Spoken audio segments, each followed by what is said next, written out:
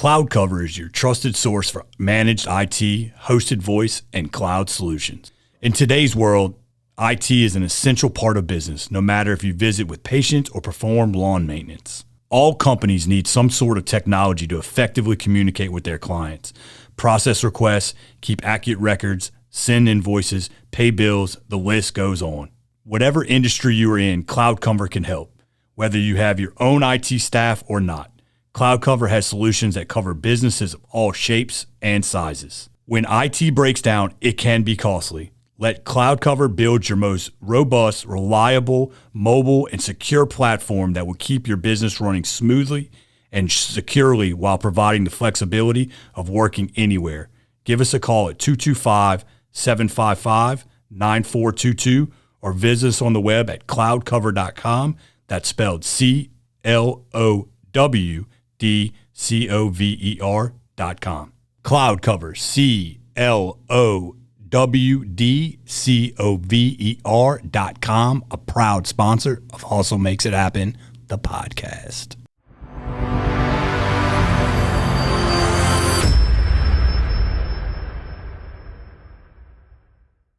With combined decades of experience, the staff at Rockstar Buildings will make your next metal building purchase quick and easy. Specializing in all types of metal buildings, from carports to garages to barns and more, Rockstar Buildings wants to be your go-to source for all your metal building needs. Priding themselves on experience, reliability, quality products, and stellar customer service has made Rockstar Buildings our choice for our metal building needs, and we could not be more pleased with the workmanship, service after the sale, and of course, the hustle of everyone at Rockstar Buildings. Y'all, let me tell you about the hustle of Rockstar Metal Buildings. I personally use Rockstar Metal Buildings to build a 60 by 40 shop in my house, and I could not be more pleased with the quality of product and service that they provided to me. They were awesome from start to finish. Give them a call or visit them on the web at rockstarbuildings.com to see the many examples of what Rockstar Buildings can do for you. Rockstar Buildings, a proud sponsor of Hustle Makes It Happen, the podcast.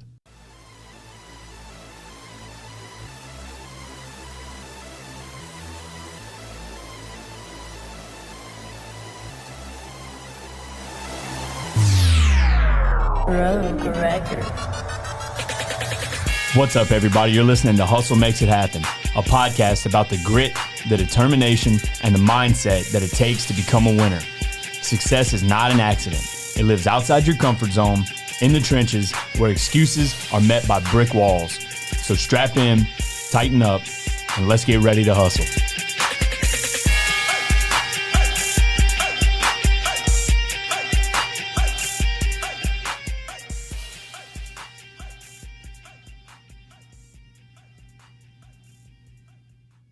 What's up, hustlers? Here we are, season 2, episode number 1. Hustle Makes It Happen. Look, I got to start off by saying this season would not be possible without the support that we received from all you guys in season 1.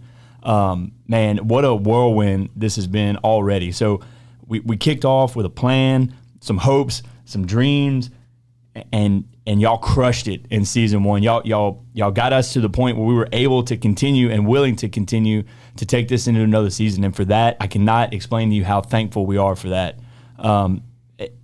We had a plan, we executed the plan, and you guys are the ones that made it happen. Our work ethic would have been in vain had it not been for the support we received from all of you. So I have to start the show off by saying thank you for that.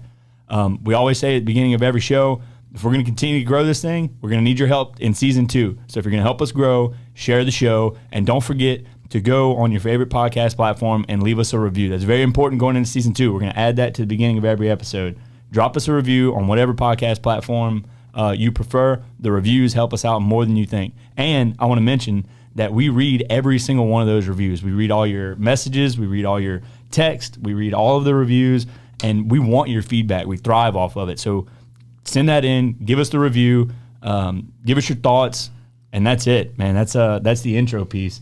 So we got a good one in here for you today, guys. It's a guy that all of us in this room look up to. I think we're very fortunate to get him on the show, Mr. Woody Overton, the host of Real Life, Real Crime, the podcast, and Scorched Justice, the podcast, and a couple other things that are coming up. I'll let you talk about that. But Woody, thanks for joining us, man. Thank y'all so much for having me. I want to say congratulations, and I'm blessed and honored to be the first one on season 2, right? Hell yeah. You got to grinding it out, boys. I'm so proud of it. And another rep from the LP getting it done, right? And a totally different area that people aren't used to listening to, right? If you're a hustler, you get it there. That's right. That's so, right.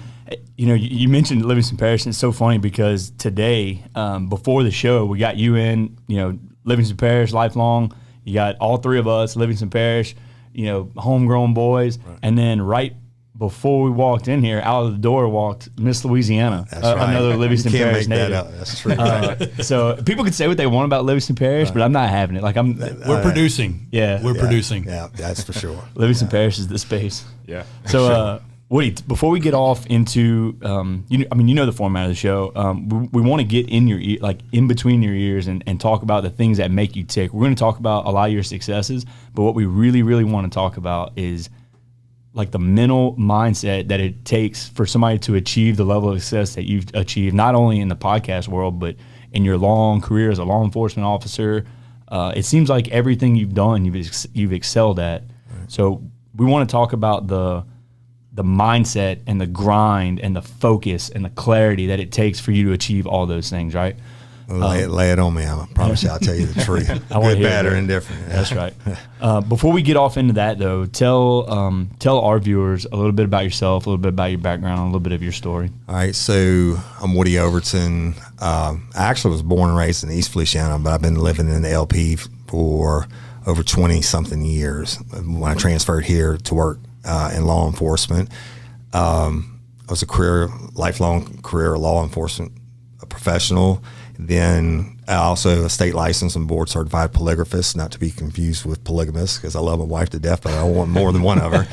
And then I went into private practice doing that, and that morphed into me being certified in all U.S. federal courts as a expert witness in law enforcement matters. So I traveled the country doing that and was blessed, making a great living. And then the podcast thing just kind of dropped in my lap on a dare by my wife, and we started Real Life, Real Crime, and been blessed beyond measures with that. And then we started the live shows, and just crazy, and rolling on it, into Scorched Justice. And now I'm gonna go ahead and say it because it's the beginning of season 2 for y'all. But my producer, Jim Chapman, who produces actually both Real Life, Real Crime and now Scorched Justice, he's the audio managing editor for that also. But he and I are dropping a new podcast called Bloody Angola. Can't wait for it. It's going to be fire. So it's going to be fire. Which in that podcast, I have personal knowledge there. I work there. My mother was raised on the B line. That's where the free people live, inside the gates. And then my father was a prosecutor back when they killed one of the riots, and they killed a guard, Brent Miller, at the firing range, is named after. And so we're going to do the history of Angola, but we're going to bring on all these people. Like we have the doctor who did nothing but death row for his whole career, right? Wow. So it's going to be everything you could imagine about Angola. It's going to get deep. But yeah, it's going to get deep. I always love the criminal mind, fascinates me, obviously, and that's what I did. And I think I always said every law enforcement officer should have to start out working corrections, because you get to know the people that you're dealing with. Yeah, that probably serves you well, especially in your later roles as a detective, because you kind of know what makes these people tick. Even when I did it as a supervisor for a juvenile facility, I ended up arresting not all of them, but it wasn't a hug-a-thug program. This is where these were murderers and rapists and stuff, kids I'm talking about. Wow. But I ended up arresting them as adults. Right, and put them in Angola. Some of them are making fine trustees somewhere right now, I'm sure, I can assure you. So you mentioned your wife not the polygamist, you and your wife not being polygamous, which is good. So in your she couldn't have it. We joke about it now, but she's like, I can't follow those rules. Not talking back and all that. Yeah, she's going to kill me. I said that. So how long y'all been married? 14 years. Yeah. Yeah, and you got a couple of kids? I have 4. One that's is about to be 24, one that is 22, one that will be 21 in August, and then a 12-year-old. He'll be 12 Wednesday. The television was broke or something. I don't know what happened. But when you're more knock on wood, you've been through most of the illnesses and you're more financially secure, et cetera. He's almost like having a grandson. He's my little buddy. And the older kids are like, oh, you let him get away with murder. I'm like, yeah, pretty much I do. But times have changed. I said, but look at you now, right? Look how it's hard on you. Look how good you're doing now. So. You mentioned you started in corrections, right? And then from there you went to was it Southeastern PD? Yeah, yep. Southeastern Police Department. Well, actually, it was corrections, the Department of Corrections for the state of Louisiana, then Florida Parish Juvenile Detention Center, and then Southeastern University Police, and then transferred on almost on a dare. Also, go back to the hustle part. I don't think y'all know this. In the early '90s, mid '90s, I had got my private investigator's license. And back then, you didn't have to do an internship. Well, back then, we also had the Yellow Pages. There was really no cable TV. They had that one channel that flashed the ads. So I've rented the ad there. I took out the biggest ad in the Yellow Pages. My overhead was nothing, but I had all cops that worked for me on their days off. They worked 2 on, 2 off, 3 on, 2 off, et cetera. And one of the guys was a deputy for Livingston Parish. And it was a buddy of mine that we worked at Southeastern together, Adam Rice, and he came over, and I had taken a job with NOPD, and I was like literally driving down there. My transmission went out on 55, and I called him, and he came. He said, "I'll come pick you up if you come meet Willie Graves." And I'm like, "Dude, I'm not working in Livingston Parish." It was really the butt of all jokes back then. And then, but he brought me in, met Willie. He kept me in there 45 minutes. I took the job before I left. That's awesome. So, that's it. And we had nothing.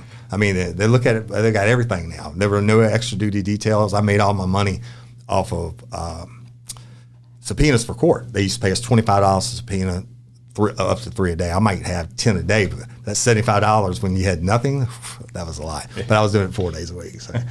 Hey, y'all, if you're in the market for a real estate attorney that can handle all your title work needs, all your closing needs, all your succession needs, whatever your needs are in the real estate industry, look no further than our friends Shay Landry and the group at Milestone Title. Y'all, we use these guys for our personal business, and they have never let us down. They've been on top of the game every time we've used them. So whatever it is that you're looking for in the real estate industry, as far as a closing attorney or title work is concerned, check out our friends over at Milestone Title. Milestone Title, a proud sponsor of Hustle Makes It Happen, the podcast. So whenever you went to Livingston Parish, we asked you about a mentor, and you specifically mentioned Chief Kearney Foster. Absolutely. So I don't know if you probably don't know this, but Mr. Kearney's grandson is one of my best friends. We grew up going to school together in Springfield. Yeah, so I was fortunate to know Mr. Kearney before he passed away. Yeah, what a great guy, but a hard ass. I mean, yeah. And it's right. When I came in, Kearney, Mr. Wayne Sanders had died, so they never replaced the official term of chief deputy. But Kearney, they left his title, whatever it was, but he took over all those roles. And so he was over all uniform patrol, all detectives, et cetera. And me coming in from the outside, he knew my family name, right, the Overton name and the attorneys, et cetera. And from day one, he was kind of hard on me. But then I just went out there every night and did, I hustled, right? Other people were drawing a paycheck. I was out there hunting bad guys. And, Lord knows I was 100 miles an hour wide open, and I'd get on the carpet. Every Monday morning, I'd leave my phone on. We had house phones back then. I'd leave my phone on because I knew Kearney was calling. And somebody was going to have complained on me, and I'd go on the carpet and he'd chew my ass out. But before I left, he'd always say, if you're not out there basically hustling, that means you're not doing anything. If you never get complained on, you're not doing anything. But then he was instrumental in me making detective in less than a year and a half. He was instrumental in me being the first polygraphist, because they've been asking for years and years and years to get one. He's instrumental in me getting that. He taught me everything. So what, we talk about a lot on our show. We talk about the importance of having good mentors and finding good mentors, because we think that if you have somebody that you can go to, somebody you trust, somebody that kind of believes in you, it can really help elevate your career. So what kind of things did Mr. Kearney teach you pretty early on in your law enforcement career that convinced you to continue to drive to the next level? Or was that already part of your nature and he just helped bring it out in you? I think it was both. Certainly any ass chewing I ever got. I never made the same mistake again, but he did it constructively, and everybody was scared to death of him, right? I really wasn't scared of him. I knew if I had to take a lick, I had to take it, and I messed up. I never did it again, but I always wanted to learn, right? I wanted to be the best, and I passed up a lot of people, lifelong Livingston Parish people that worked for the sheriff's office. And to get detectives back then, the shit was hard. There were only 8, and you were general, everything from theft of garbage can to homicides, right? And to be promoted to detective amongst all the people who've been working for years and years and years, and a year and a half, it was Mr. Kearney. But it was me going out grinding every night, making cases, seeing the cases all the way through. That was Kearney's big thing. You go out and arrest anybody all night long, right? But you got to make, if you want the conviction, right? It's the report right, and it's being able to testify in court. It's everything. So yeah, Kearney brought that out in me, and I don't know, I was just blessed. I think just listening to this already, you touched on it, but Kearney hit his life from what he's saying, and when he get to Livingston, but he would already went and got his private investigator's license. Yeah. It seems like this has been instilled in you from even an earlier age. Like I almost want to peel that layer of onion back even a little further, because it seems like you already had that mentality of digging your heels in already. I mean, I know he was molding you in certain ways, your mentality, but you seem like you were already hustling. I don't know if y'all know, but I was in the National Guard, and I made sergeant at 19. I was when I went to PLDC. I was a 54 Bravo 20, which was NBC NCO, but we had smoke attached at the time also. I rose up quick in that, and then just morphing and going on. And I always try to be the best of whatever I do, right? And just by grinding, I always also glean. It wasn't just Kearney was my main mentor, but then you had like Willie, who was more Sheriff Grace, who was more the politician, but he loved the fact that I went out there and arrested people indiscriminately, right? And he had the politician side, and I got in there one time because I arrested some pretty prominent people, and got called on his carpet, and he said, look, you arrest, if you do the law and you do your job, he said, if I want to let them go, it shouldn't bother you. I said, I don't care. But I try to glean something from everybody. When I first made detectives, I used to love to watch, even polygraphs, I love to watch other people work, and I would try to take the best from them, right, and adapt it to my own form. But I wanted to be federal law enforcement. And I was married, and I had my oldest daughter. She wasn't even 2 years old. I had the PI business. I got accepted to the Border Patrol, and my wife at the time said, I'm not going. And that's when she wanted me to go to law school. And I said, I'm not going to law school. And then that's when I decided I was going to stay local. I took the job at NOPD, so I got divorced naturally. And I didn't want to be any more of a part-time dad than I had to be, so I stayed local, and here we are. I know I'm skipping around. No, that's fine. That's how my brain rolls. So where do you think the drive to be the best at everything came from? So, and the reason I ask that question is because it's different. It seems like it's different for every single person. Absolutely. And I know for me, I share some of that. Things that I do, I want to do well. I want to be the best. But I know I think it's because I just want to. I don't want to do something if I'm not going to do it 100%. But I know some other people that want to be the best because they're so hyper competitive that all they focus on is being the best at the expense of everything else, and that's not. I don't think a healthy way to do. I don't have the competitive part. Yeah, you just have the pride mine part. Is and I think this comes from my dad at a young age. If he taught me, do a job, right or don't do it at all, right? But also, if my name's going on it, I want it to be the best. You know what I mean? I don't want anybody to be laughing or say, "Oh, he got away with this" or whatever. Not out of fear of looking bad. I just don't want them to get over on me. But I want to be the best. I want to. If my name's going on it, I want them to say, "Damn, that was a good job." Yeah. Yeah. So it's a pride thing more than a competitive thing. I don't care about the competition. Yeah. If somebody beats me, then God bless them. But like you said, and I watch y'all stuff, I've always said, and I know Jim said it, I've always said, I know I'm not the smartest person in the room, but I can outwork anybody in this room. Yeah. So that's Heath says that very often. He's not a dumb guy by any means. Right. But that's like his personal motto. It's Chase's personal motto. You know what I mean? Yeah. Well, we have that in common, brother. Yeah, I mean, there's a lot of smart people that have educated themselves on more books than I'll ever read and have more degrees than I'll ever have, but you're not gonna outwork me. That's right. You're not gonna outwork me. And they still may do better, whatever, but it won't be because I didn't give them all. That's right. That's right. And then, hey, when I do it, you're gonna know I was there. That's the way I'm gonna leave my name on it. So, were you that hustle minded even through high school too when you were younger? Yeah, but when I was in high school, I cared about sports. I didn't care, the girls. I didn't care about the grades, right? I had 7 brothers and sisters, all of them straight A students. They always like the black sheep of the family. I didn't care until I went into college and paid for it myself. Right. And then I made the dean's list, right? Yeah. So, but I think so, yeah. But I wanted to do well.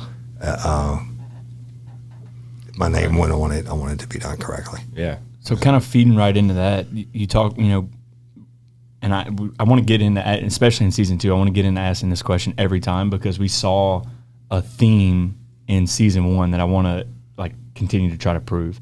Is your definition of success tied back to the accomplishment of a goal or the accomplishment of a task, or is there more of a feeling that's associated with success for you? And I don't even know that I quantify myself as successful. I just do what I do, and I hope to get the results, but then I always want better too. I always, like Miss Barbara Blunt's case, God, man, that's one it drives me every day. And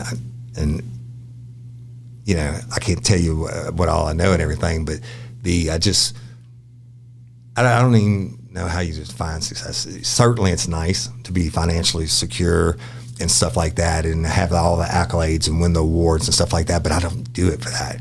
I just do it because I love it and it's God led. So. I mean, you were in the public servant industry of working in law enforcement for so long, right? And I mean, you serving the public, arresting bad guys, but with comes with that is you're seeing a lot of the horror side of life, right? All the time. But now you're telling the story, but now you're in the public face even in a more way than you've probably ever been in your life. Even though that you've been a detective and you were on prestigious law enforcement career, so now you're on this other side of the camera, I guess you would say, and you're telling the stories.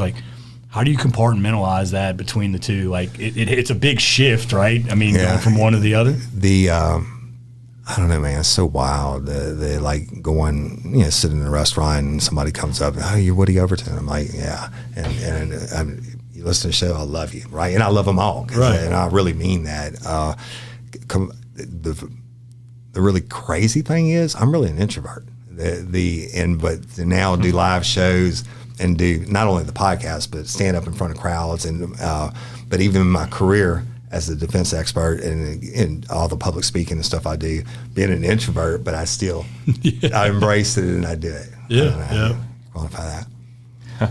So how did you prepare yourself for that first public appearance? I mean, that's the OCD part of my brain that I never go to sleep, and it's just it's bad for bad guys, right, on cold cases because I can never shut it off. My OCD is not wash my hands 100 times a day or checking the door or whatever. Mine is I can never shut my brain off. Yeah. So I get fixated on something and I just spin it. So the live shows, I know in general what story I'm going to say, and I don't practice it. I don't write anything down.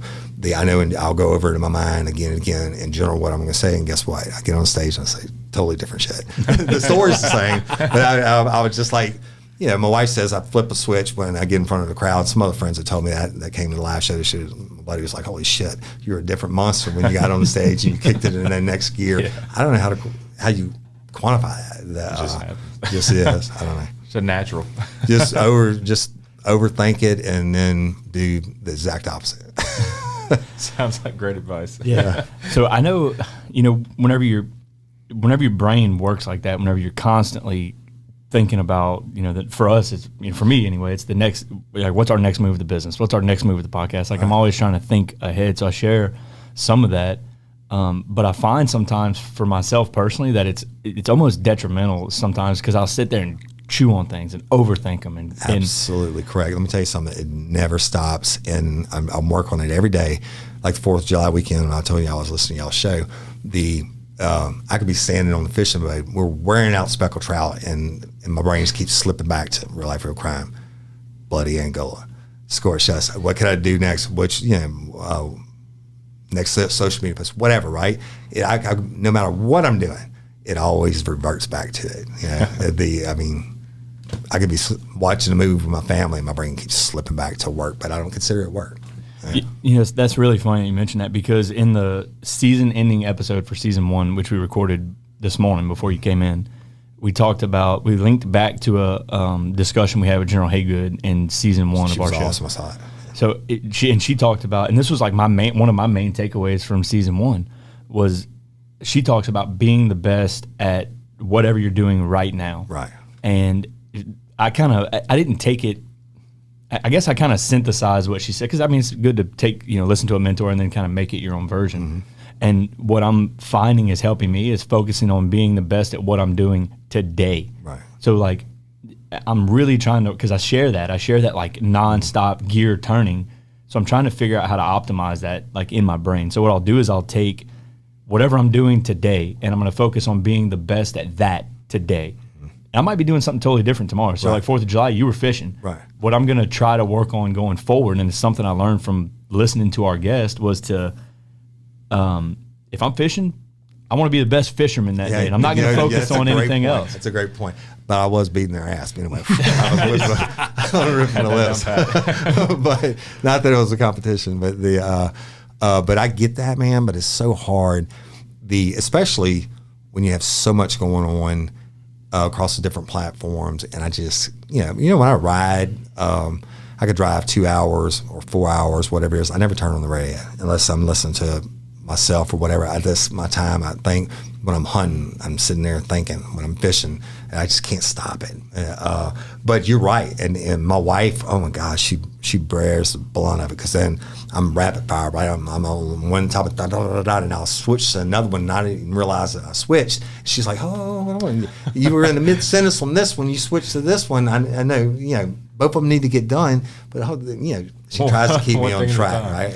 Yeah. We listening to you talk now personally beyond your storytelling, like listening to you. We are cut from very similar cloths. Yeah. My radio typically does not turn on.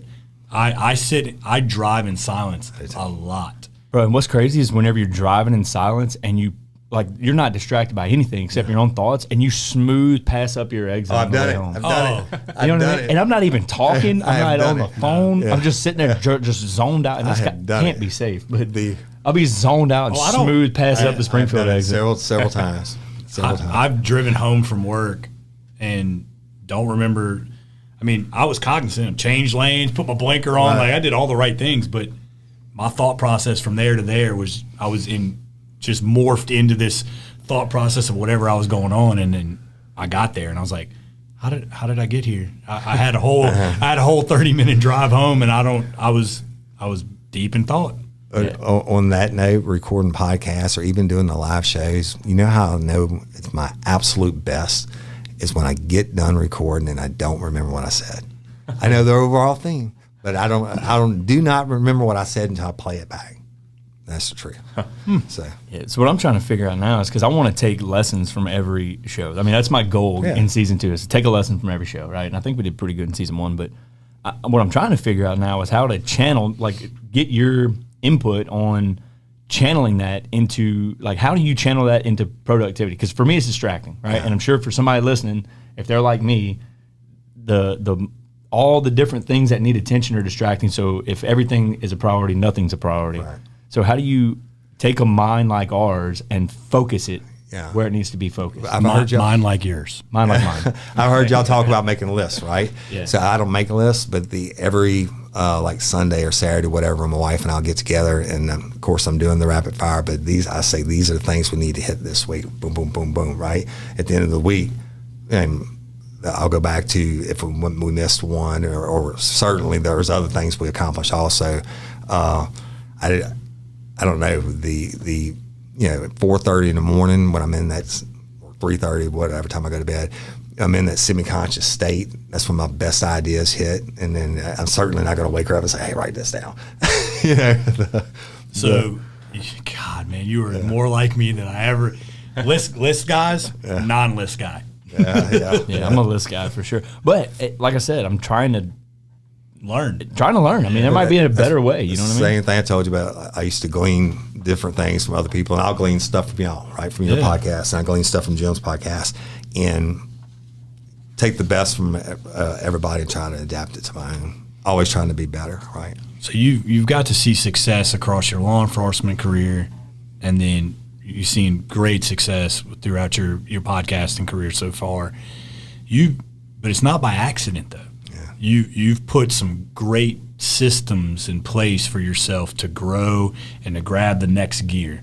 Explain the thought process of like how you went through grabbing those processes. Like I know you said you take a little bit of this and this, but how did those come to conception for you on even earlier in your career and then now in your podcast career? Nick Torito at Area Home Lending, Louisiana's top choice for mortgages. If you're looking to buy, build, or refinance, they have you covered. Don't get fooled by one of those online or out-of-state banks. Nick and Area Home Lending are Louisiana-based and lend in all of Louisiana. From Lake Charles to Lafayette or all of Baton Rouge to New Orleans. If it's in this state, Nick and his team are local experts and ready to help. Your home is one of the biggest decisions and investments you will make in your life. With trust, commitment, and care, Nick will walk you through the process, step by step, making the hardest decision easy and ensuring the process is as simple and painless as possible.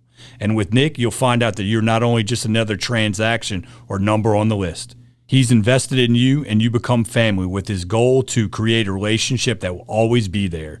Area Home Lending has access to the best loan programs too, and with the lowest rate and fees, all while delivering exceptional customer service. Please give him a call today at 225-663-2500 or visit him on the web at www.areahomelending.com. I guarantee you, he will take great care of you. Nick Torito and Area Home Lending, a proud sponsor of Hustle Makes It Happen, the podcast. Grab a hold of it. Let's say it's a cold case, all right, Courtney Coco's cold case, and I will take on something that no one else is taking on or they're afraid to take on, or Mayor Poche's case we solved out of West Baton Rouge, right, and they said they would never get an arrest unless they had a videotape of the guy doing it. Bullshit, we got it in a week, and once we did it, but I just take a hold of something and I don't let go. I don't know if it's answering your question, but I don't let go until I beat it, right? And then if it's a challenge that nobody else has done, that makes it even better for me. It's not the competitive side, but I want to be able to do and leave Woody Overton's mark on it. It sounds like you're just really passionate about everything you've done in your life. I think that's a good word, passionate. Yeah. I mean, everything you've done. You're talking about being a detective, a PI. You have a passion in that in your podcast now. How important does that play into what we would consider your success? I know you don't really have a definition for success, but obviously we consider you successful in what you've done in your life. Right. I think that I just got God bumps when you said that. I think passion, I never thought of it like that. Passion is everything, right? So that it's not competitive. It's the passion that I want, I take on these families' pain and or let's say whatever I'm doing, the passion for it. If I'm not passionate about it, I'm not doing it. Right. If I don't care about it, I'm not going to do it. So I think, I'm passionate till a fault a lot of times, and especially on taking these families as my families and stuff like that. Let me ask you this: do you find that you're a very like a highly empathetic person? So whenever you take on these cases, do you feel the pain that these families feel? I get God bless on that. They say it in the Bible, the gift of discernment, and I'm certainly not trying to preach on the biggest sinner in the world, but I love Jesus. But I believe I have a gift. You can put me in a room of 100 people, I can tell you who's hurting, who's happy. You know what I'm saying? I can feel people, and that certainly led to me getting more confessions. And I'm sitting across from the bad guy or girl. I figure out what their profile is, what the personality is, and some of them you have to be a little submissive to. Some of them you have to be a little hard on. Some of them you have to pray with, whatever. But yeah, Do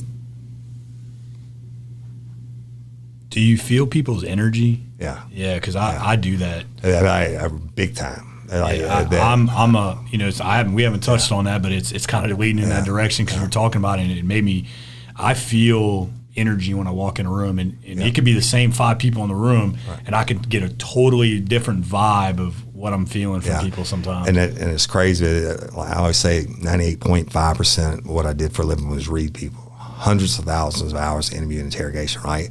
But the biggest part, and I think, and I never talked about this, my biggest advantage was being able to feel what people were feeling. And let's go back to the cop days.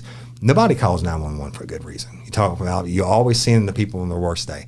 For every person I've got doing life, there's so many more people that I helped, right? And I mean, without going into any details or whatever, I always try to help someone. And if I couldn't help them, I didn't try to hurt them unless they were baby rapers or murderers or whatever. And then I did what I had to do to make them go away. But the empathy, the feeling, the families, every one of them. And going back to Miss Barbara Blunt's case again, I still talk to her sister and then to the family members or whatever. Courtney Goko's mama, we talk every week, and I tell them when I take this case on, you're now going to be my family, right? Because you're going to war together. That's basically what it is, and you fight these things. And God's blessed me. I've had success in 3 out of the 4 cases. Cold cases I've taken on in the podcast. Now, before that, in my law enforcement career, I had mad success in cold cases, which is the reason this Louisiana State Police recruited me to go as a criminal investigator. But every one of them, I've felt for them, and I think that goes back to the passion. And then I get pissed off. I keep the pictures by my bed. But about to be 12-year-old is just fessed up like last week. He said about Courtney Coco's.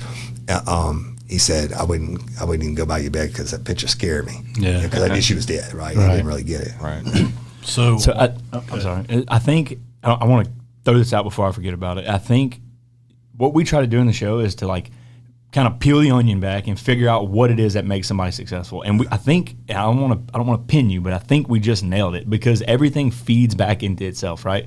So the trait that you possess that has led you to be successful is that empathetic trait, I think. And I want to explain that because people that are highly empathetic are typically highly passionate as well. So those two are linked, right? A lot of like people that work in society, right? Social workers, cops, things like that. You can tell a distinct difference between people that have empathy in those situations and people that are just there because it's a job, right? Drawing a paycheck. And what has made you successful in your law enforcement career was that you had that empathy. You know, the people that you put away had hurt somebody. They were bad guys or bad people. Right. And you really felt for the people that they had hurt, and you really felt for society at large, right? The state and the community, Livingston Parish is better off with these rapists and murderers in jail where they belong or dead. They'll never hurt anybody again. That's right. So I think what's led you to be successful in that is that the little like the thing in the center of the pit, right? Is that piece of empathy. And the way that manifests itself throughout your life has caused you to be successful in what you're doing because you picked the right path. But then you go into the podcast world, and from what I understand, you're talking with Jim and talking with you about what's made you successful in the podcast world is how you interact with your fans. Yeah. And that comes from that same place of empathy. Yeah. Does that make sense? It does, and I've never thought about that. But it also, it's his ability to tell the story because he's vested in it, because he has empathy on what those people have been through. Because you care about it. Because he cares about the outcome of what has happened. So that it still ties back to why, it still turns back to why he's been successful in that back in the law enforcement, which is now transcribed into a podcast, and he's telling the stories that he's lived and or helped cause, bring a cure or, closure or all these things and put bad people away. So it all comes back around to the same word and tying in. Yeah, you're successful because you're passionate. You're passionate because you have empathy for people. That's the steps. Bop, bop. I love it, and it's hit me like a ton of bricks. I never thought of the empathy part before, but that's true. Every single one of them I care about. And that you can't teach people that either. Like you either have it or you don't. You know what I mean? It's picking the right career by your personal traits. That's right. And you know, maybe it was just ordained by God for you to go into law enforcement, and specifically to go into Livingston Parish. You said your transmission blew up on your way to NLPD. On the day I was supposed to start. I'm telling you, man, things don't happen by accident. Yeah. Success is not an accident. We said that in the intro. And that or coincidence. I don't believe in coincidence. So we looked at the front end of the coin just now a lot, and we talked about it, right? And then you flip it, and then there's the backside of it. So talk about any type of, I guess, significant failures that you might have ever felt or gone through in life that have maybe morphed you or changed your direction mentally that you've learned from. You know, it could be one thing, it could be two things, just something that in Woody Overton's life that's like maybe been a turning point or something that you've had a tremendous learning from. Katie Benton Thompson is your local trusted realtor. Born and bred in real estate as a third-generation realtor, she deals with developments from lots and to houses. Katie was raised building the parish of Livingston. Her family roots have grown this parish for the last 30 years. This environment has educated Katie in all areas of real estate. I can tell you from personal experience, Katie Benton Thompson is a hustler in every way. She is constantly digging her heels in to give her clients the best buying or selling experience she can. Give Mandy Benton Realty Group a call and ask for Katie Benton Thompson at 225-953-0677. 2009, and it's in my book, Jesus Help Me. I was literally sitting watching. I was working for the state police as a criminal investigator too, but it was the Monday after Easter, and I was watching a movie with my wife, and she was pregnant with our son. It was about to be 12 at the time, and I felt this knot come on the back of my head. Long story short, I have a very high tolerance for pain, and then I ended up going to the bathroom, throwing up in the pain until they take me to the hospital. They shot me up with Demerol, and I died on the table. I had an allergic reaction to the Demerol. But the whole long story, I was in the hospital for a couple of weeks. All the best in the world couldn't figure it out. The one doctor who's a deacon in the Catholic Church came back in. I wasn't even my doctor anymore, and said, "You have trigeminal neuralgia," which is, they more commonly call it the suicide disease, because it's the most painful thing known to man, and everybody gets it, kills themselves. Which is very rare, right? 200 cases a year. To get it on one side, but I had it on both sides, which is even rare. And couldn't have any lights, everything. They had me on all this dope, and I hate pain medicine. They had me on all the Neurontin and all this stuff, and I was all the hallucinations and everything. I was supposed to be an invalid, never going to work again, never do anything, and I ended up pretty much forcing that Dr. Zurich, the deacon, to go in and do that surgery to take that little bump out. They all said it was a fatty lipoma, and they scraped that softball-sized tumor off my head. I didn't know it until after I woke up in ICU. But then when he opened me up, he kept opening it up, took a softball-sized tumor off, and that changed my life. Because the everything that I'd done up to that point, I think the work ethic was the same, and the empathy and all that was the same. But that, I've always been a believer in God, and I don't care what deity you pray to or whatever. But if you're so conceited that you think you look up at the ocean or the stars or whatever and think there's not a higher power than us, whatever. So whatever deity you pray to, it doesn't matter to me. For me, it's Jesus. I have a relationship, not a religion. I don't go to church. My church is, I find my peaceful moments and, praying all day long. But that changed my life because I had a zest for life before, and I always believed, but when Jesus held me on that table when I was dying, I always worried about my high-risk victims, the prostitutes, the drug dealers, whatever. When they're dying at that last second, if they called on Jesus, would he come to them? And I called on him when I was dying on the table, and I felt him hold me, and I heard him say, "I've got you." And I said, "The pain," he said, "is yours to bear for now." And so anyway, where he held me, everything else was up. My toes are cramped over, my throat swollen shut, and everything else, literally dying, heart seized up. But where he held me, I was like, it was so beautiful and it was so great that I wanted to go with him, right? I was ready to leave my wife, who was there, standing there 5.5 months pregnant and everything. But after all that long ordeal, I'm still, and people, I curse and I do all this stuff, and I don't make any excuses for who I am. But I'm gonna tell you something. All day long, you better believe. And as soon as I sin, I'm like, oh Lord, I mean, please forgive me. I don't even call it that state of grace because I know heaven is real. Whatever form you believe it in, it is real, dude. And I'm the richest man on the face of earth, and that changed my life from the perspective of I'm no longer afraid to die. My years on SWAT and all that stuff. And I wasn't afraid of dying, but right now, if I walk outside and get run over, don't cry for me. But that changed my life. I don't know if that makes sense. On the, I don't know. It's just guy that changed my life totally. But the failure part would be, I thought my life was over. All the best in the world told me my life was over. I was going to let them in Boston slash all the nerves in my face as a last ditch effort. But they said I was going to be in. But they had my federal paperwork done, like, retiring me out in the whole 9 yards, and look what's happened now. Right, I'm better, and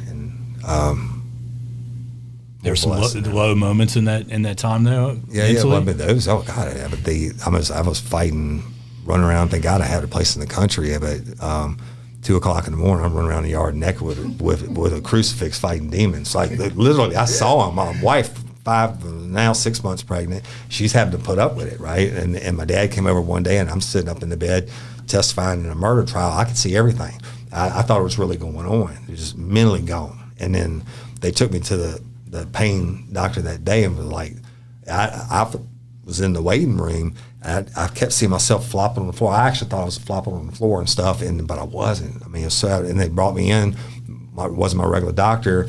And they kept missing my veins when I was in the hospital. It was really hard for them to find my veins. I don't know why. But the doctor looked at my shit and he said, he's a junkie, straight up. And get him out of here. He's a junkie. His problem is he shoots up. And I mean, I don't know. Other than that, the negatives would be that are turned into positives would be my divorce. Whether they say why divorce is so expensive, because they're worth it. But the battles that you had to go through to get through that, and to be blessed on the other side. And then after that, being tied to that person for so long and being divorced, then you had to find out who Woody Overton is again, to live for yourself, and then being a father and everything else.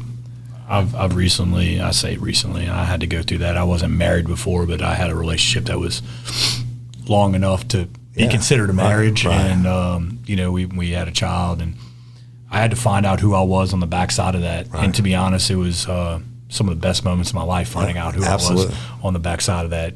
I actually got chill bumps thinking about that, because you find you not reinvent yourself, but you really start to rediscover yourself. It's almost like an awakening from parts of you that you never knew existed sometimes. Absolutely, and then being older and wiser, and but it's like starting all over again. It's crazy. I want to ask about this because, and I whenever you sent your questionnaire and you left a question blank, this is the time to get into it. So all of the stuff that you've been through, so first of all, the stuff that you dealt with on a daily basis in your law enforcement career, that's enough for me, right? Yeah. I cannot imagine being surrounded by so much bad and wanting to continue going, but your outlook is what let you keep going through that. But, going through your illness, going through your divorce, I mean, you've had some really significant negative events in your life. But we asked you about a time you almost quit, or a time you wanted to quit, and you left it blank. It's never crossed your mind to go do something else, to go that you ever never felt like you weren't in the right spot. The only time I ever thought about doing anything different is when my wife wanted me to go to law school, and I had the grades, I had everything, I had the family name, I could take it in my dad's practice and been fat, right? I just don't want to sit behind the desk, and never wanted to do that and do that same shit over and over again. I wanted the different action every day. I guess you could call it kind of like an adrenaline junkie when it comes to taking on the fight. Somebody's got to fight. And the attorney, if I had been an attorney, I would have been a criminal prosecutor and then a judge like my grandfather. My other grandfather was the longest running DA in the state. I would have done something on that side, but I never wanted to do anything else. But I tell you what, when I left the state police and I had my 20 years in, I left it. Complacency kills. I think so. That's why most people don't hustle, because they get used to the paychecks, they get used to security. When the state police recruited me, they like tripled my salary when I was making Livingston, put me in this big corner office. My phone rang, it was the wrong number, right? And then I'd go out on big cases. I only answered to the colonel and one other person, and nobody else. But then I got there and shit, I was bored to death. I mean, and then I kept saying, I'm making all this money, and I got all these benefits, and then I was like, fuck, I don't want to be here. I just don't want to be here. And I was praying about it. So I got a complaint against me. Total bullshit. It was just a pure error.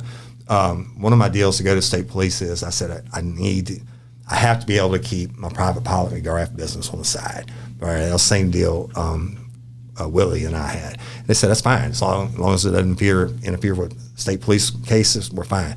So I did a polygraph for one of the defense attorneys out of Livingston. And I've been doing it for years for him. And he sent it in to Gonzales Police Department, the report. And he put Louisiana State Police, and the new secretary put Louisiana State Police investigator and polygraphist Woody Overton did this report. So the detectives raising hell, right? They called it IA, which I was officially attached to. They called me in like fucking criminal, right? And it really pissed me off. But then I was like, this is a mistake. Call the attorney right now and ask him, did I ever represent myself, I've been doing it for him for years. And they called and I was cleared on it.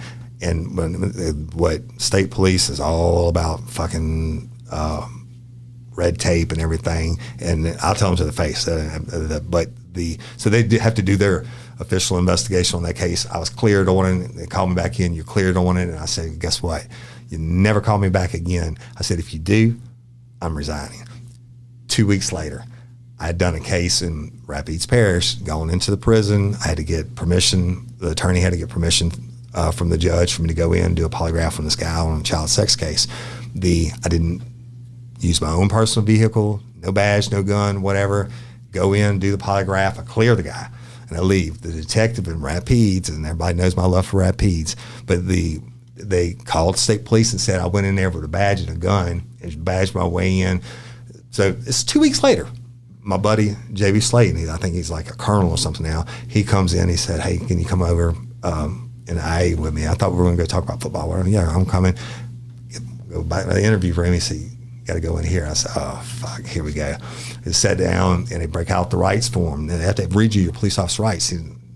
Police officer bill of rights, what they got. They read my rights, and he said, you sign and answer questions. I said, fuck you, I'm not signing anything. I said, go do your job. And I said, actually, hold on 1 second. Give me about 3 minutes. I went to my office, because I had my 20 years in. I went to my office, typed out my letter of resignation, and handed it to him. I said, now do your fucking job. And this is my friends, right? But I had the red ass. And they came back my 2 weeks. On my last day, they called me in. They were like, you're absolutely exonerated. Wouldn't pull the tapes. This guy's lying. He heard you.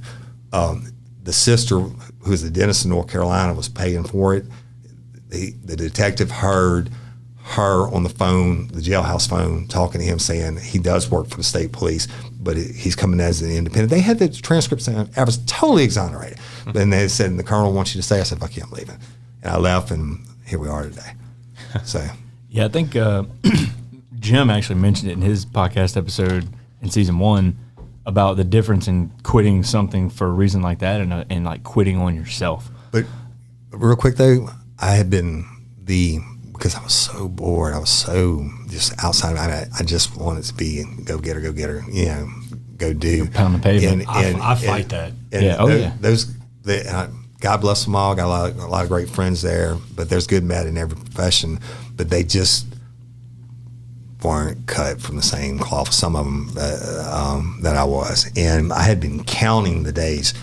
So when they brought me in, they made me an offer, couldn't refuse.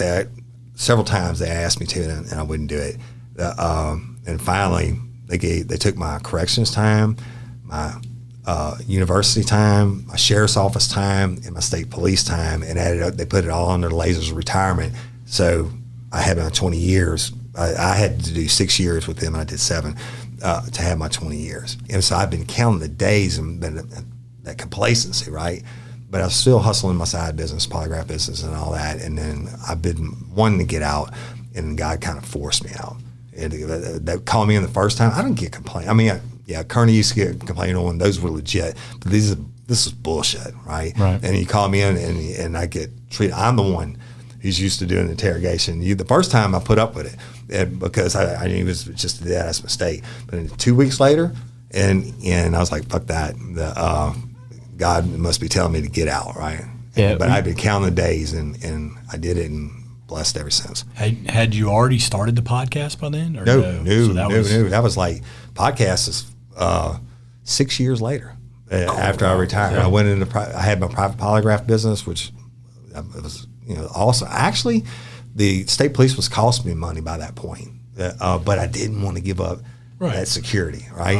And then just like somebody I know just gave up Exxon, but I wanted to go out on a limb anyway. Went out on a limb and had been blessed, and more from the polygraph to the getting certified, which is like having a PhD behind your name and as an expert witness, and then traveling the country doing that and making stupid money, right? And then the public speaking and whatever. And the podcast was an accident. Started in 2019. You talk about, this is such a good like segue into the next part that I wanted to talk about, was that you talk about people failing because they adhere to the status quo. Right.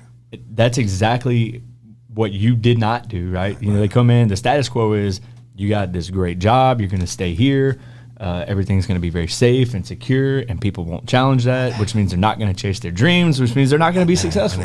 And it's not their fault. Everybody's not cut from the same cloth, but man, I see so many of them that are just, even if they went in as a fireball, then they're like, oh, I don't want to push the envelope. I might just want my turn into drones. That's it. Coming in and punching and do X, Y, and Z.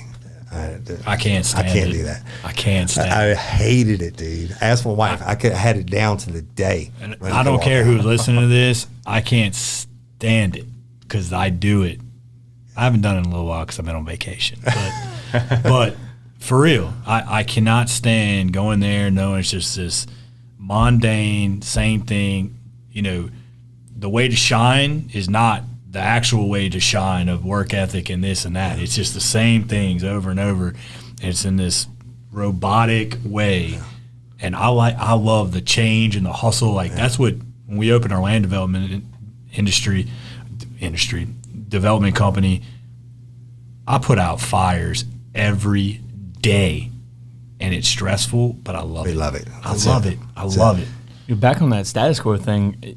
People, I've experienced some of this in the military. Like I've been pretty successful as an officer in the military, right. And that's not by my own words; it's by the words of the evaluation reports and all that stuff. So.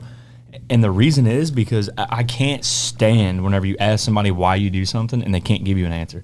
When they're like, well, this is how we do it. This is how it's always been done. I'm like, that is the stupidest thing. It's how it's always been done. Those are the most dangerous words, I think, in human history. This is how we always done it.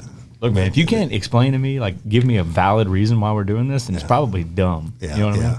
And it goes back to the policy and procedure manual. Every policy procedure ever written is because somebody screwed something up, or they've been adhered to this, or somebody maybe didn't adhere to the status quo, but it had to be fixed. But I get it.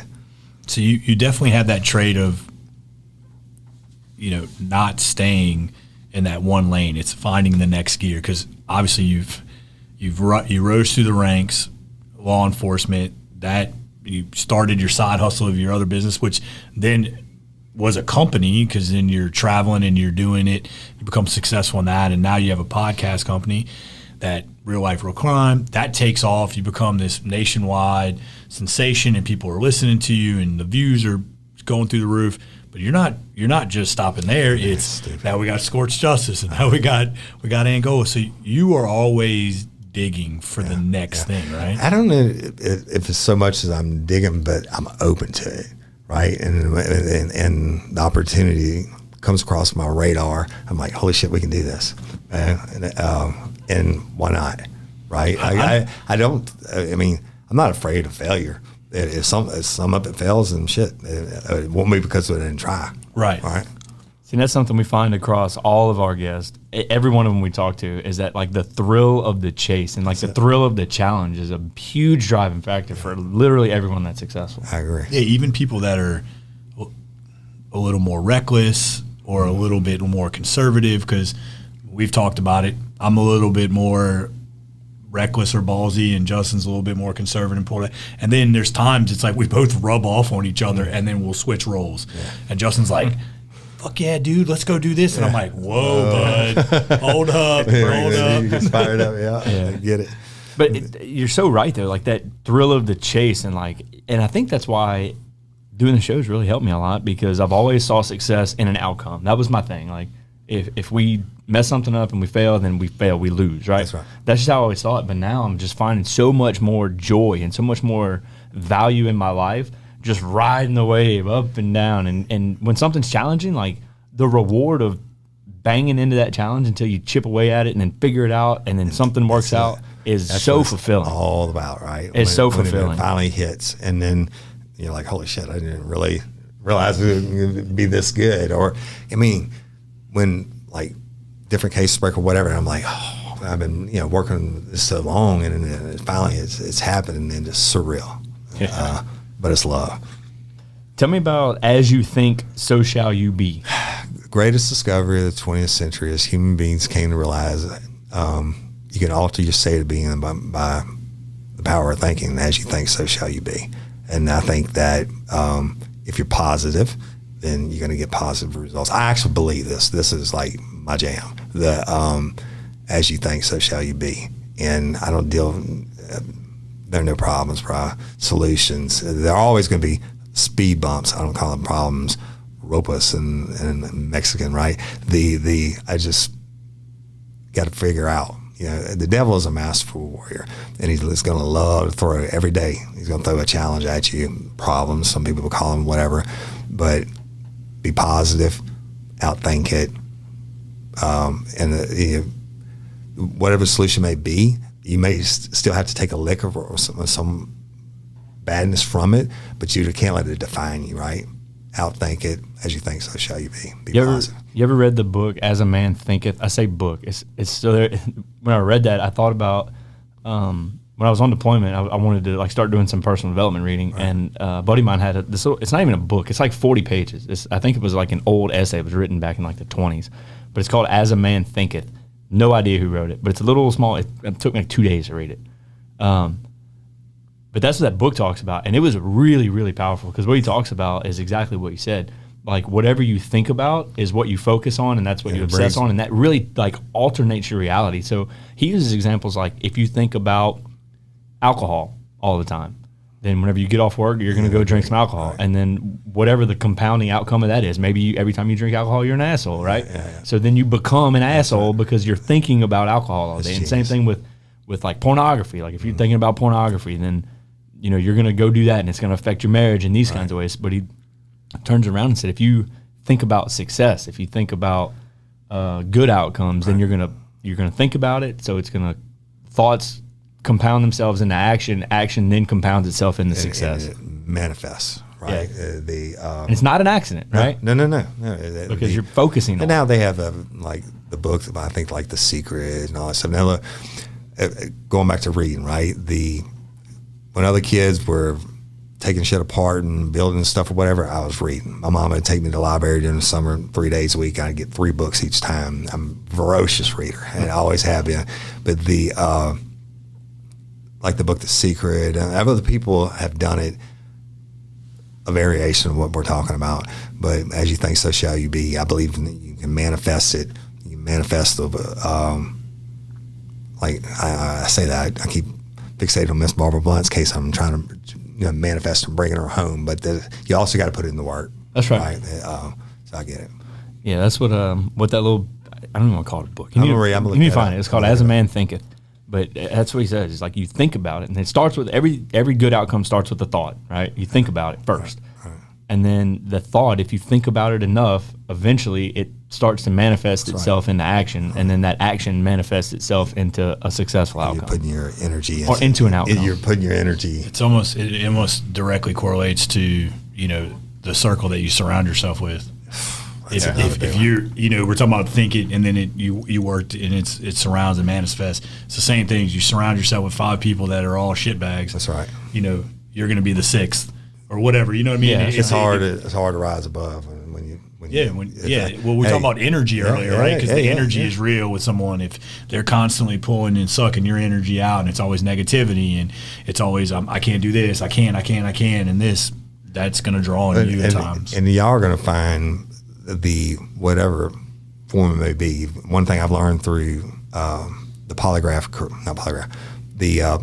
career is holy shit. You talk about going back in the public eye and stuff. You get so many. For every awesome person like Miss Louisiana, I was here right before we started. Every awesome person like her, you got a shitheel on the other side of the spectrum. But that shitheel is going to present themselves like awesome like Miss Louisiana, and you go along with that person, and then you realize, holy shit, this person is so nasty for me, evil for me, and then you have to cut them out. And my big thing in the beginning of empathy. Wanted to bring people in and like we can get jamming down like that, and then you find out, oh shit, this is wrong. Yeah, that's another battle that you all have to, that I go through. But I think I know God's blessed me. He keeps giving me the right people, the right improving. But if you have that, when you realize that person is dragging you down, I ain't afraid to cut a motherfucker. You got to let them go. You got to get rid of them. Had that conversation right before we walked in this door. That's probably going to happen today. Yeah. I'm not going to say who. It's hard. But it's happening. The one thing that I learned is the one thing I learned is maybe be a little bit more guarded on who I let in. I study them from afar a little bit more.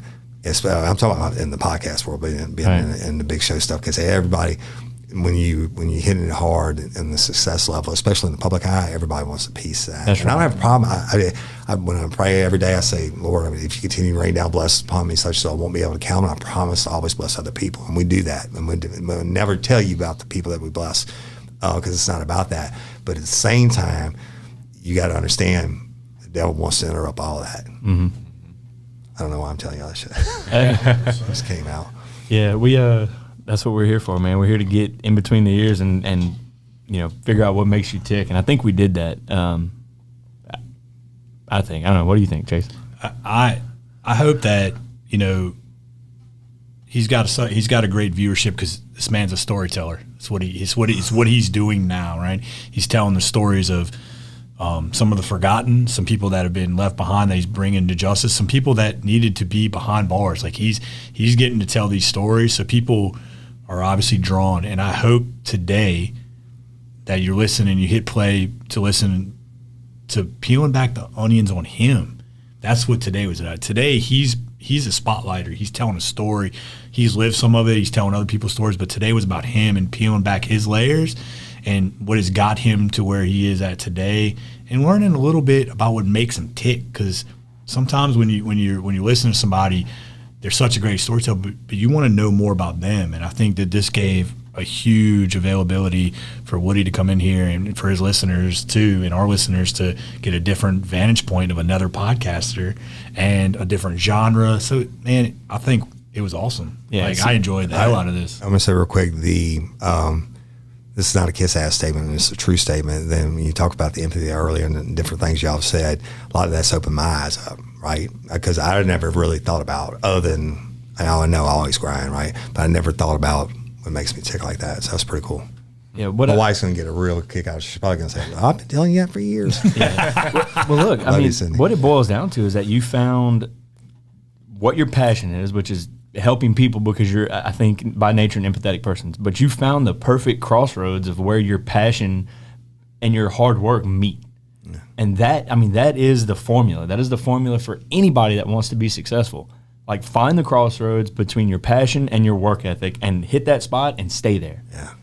And you did it in law enforcement, and by choice or by, divine intervention, whatever. I mean, that's what happened. You were very passionate about something, whether you knew it or not, because of a trait that you possessed, whether you knew it or not.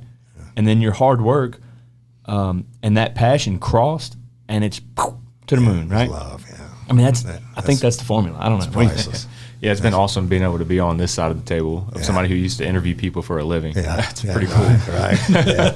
I didn't know you know what I'm talking about there, right? So, I think the big takeaway for me is that, I mean, like we talked about, your passion was what kind of drove you through your career, and it's kind of made me want to reevaluate my passions and what am I doing to kind of chase those passions and fuel that. And that's awesome, just seeing that how far it's taken you in your life. Yeah, but I'll say this real quick. I know we're probably over time, but I can tell you back to the dying part, right? The life is too short to not pursue what you want. Like Jim Chapman stepping out from his career and pursuing this, and God's been blessing. Boom, boom, boom.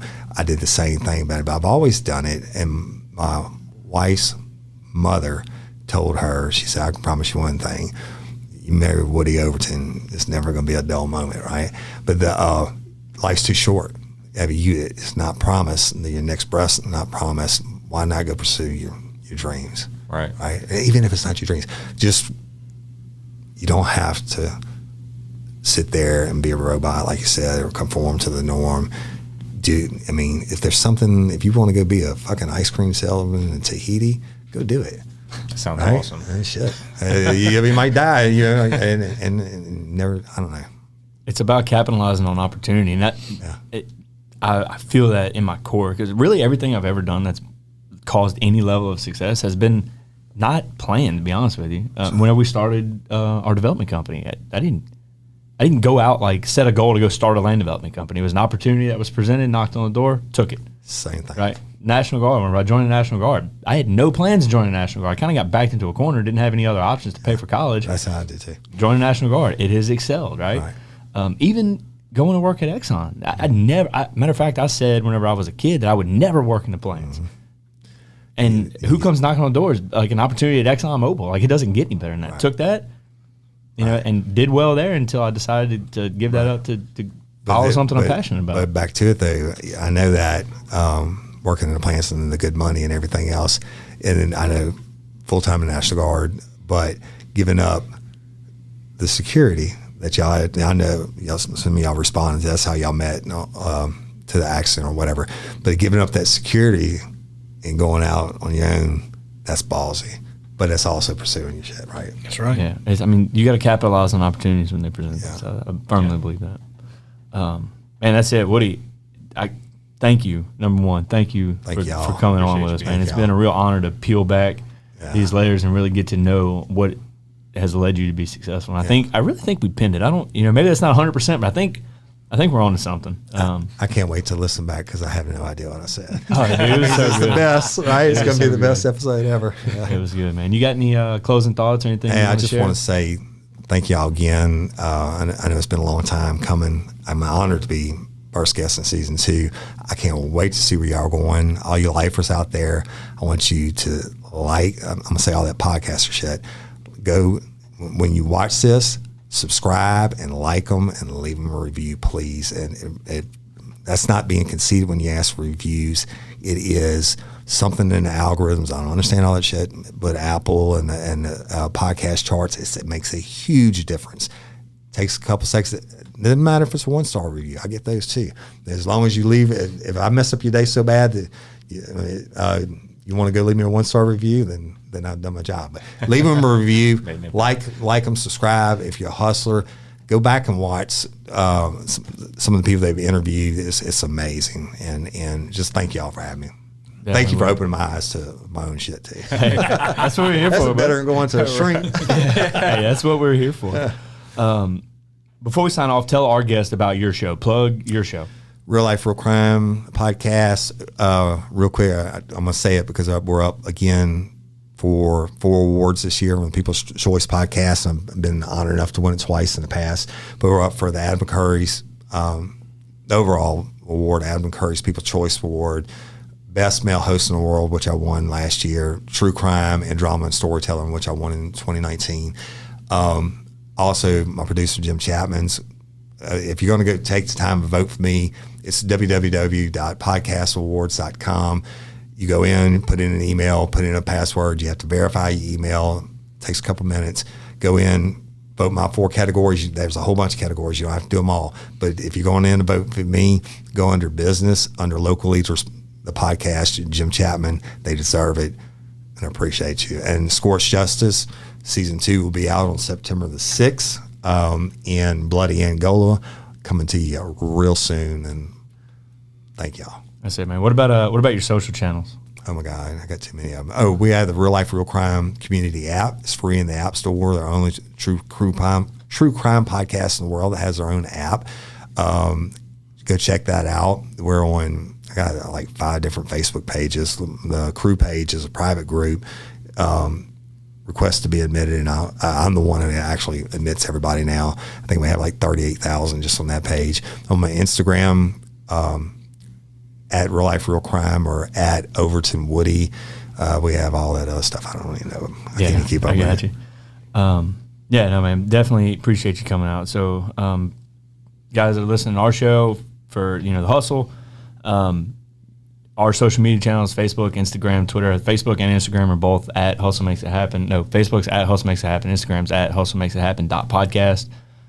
Please check out our website, www.hustlemakesithappen.com. There you're going to find embedded video and audio episodes for all of our episodes. You're going to find our merch store there. So we got these sweet Hustle Makes It Happen tees coming at you in season 2. We're going to have some hats. We got some sweet branded water bottles. Cool. You can grab some of all that on hustlemakesithappen.com. Like Woody said, guys, the reviews really help us out more than you can imagine. So please just take a couple of minutes, go in Apple or iTunes or wherever you're listening, drop us that 5-star review, leave a little comment. We're going to read it.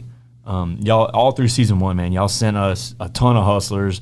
A lot of them we've reached out to, and we're making some strides and getting them to come on the show. So keep that coming. We received a ton of text messages and Facebook messages and phone calls from people we haven't talked to in months or years sometimes, telling us that they appreciate the content. And I don't think you guys understand mentally, and Woody can attest to this, like what that does for us mentally to get your feedback. We absolutely love it, and we try to incorporate every bit of it into the show. So that's it, guys. It's been another awesome episode. It's another episode of Hustle Makes It Happen, the podcast. Until next time, remember, keep your head down, keep your eye on the ball. Hustle makes it happen, but most importantly, have fun.